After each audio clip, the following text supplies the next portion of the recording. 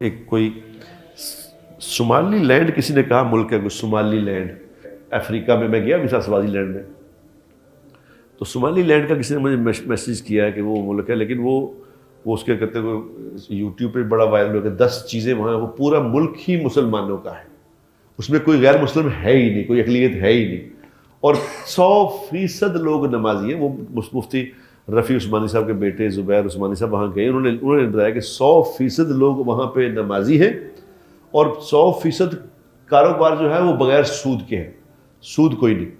100% عورتیں حجاب کرتی ہیں، کوئی بغیر حجاب کے عورت نہیں۔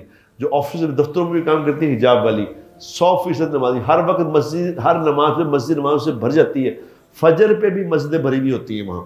ایسا ملک بھی ہے صومالی لینڈ، وہ کہہ رہے ہیں صومالی لینڈ ہی ہوئے گا۔ ایسے دنیا میں ہے ملک، کبھی اللہ نے ایسا کر کے دکھا دیا کہ انہوں نے پوری دنیا میں ایک پیغام چھوڑا تھا۔ ملک ہے وہ جہاں پوری پہلے صومال کا حصہ ہوتا تھا، اب وہ آزاد ملک ہے۔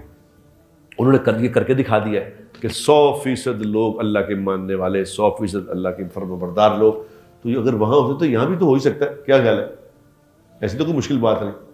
ہم نیت کریں، ارادہ کریں کہ اس رمضان میں اللہ کو ہم نے منانا ہے کہ یا اللہ پاکستان کو ایسا بنا دے کہ یہاں سارے 100% تیرے فرمان بردار ہی ہوں، نافرمان ہو ہی کوئی نہ۔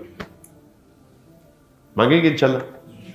اور یا اللہ جو حکومتیں جن کو دی ہیں، اللہ ہی دیتے ہیں حکومتیں، میں دوستوں کوئی نہیں لے سکتا، یاد رکھنا اللہ کا سسٹم ہے، وہ جو مرضی کرے وہ اپنا، لیکن سسٹم اللہ کا ہے۔ یا اللہ جن کو تو نے حکومت دی ہے ان کو نیک کر دے، یا اللہ تیرے لیے کیا مشکل ہے، تو ان کو نیک کر دے، حکمرانوں کے دل میں عوام کے لیے رحم ڈال دے، ان کو یا اللہ نیک بنا دے، ان کو ایمان والا بنا دے۔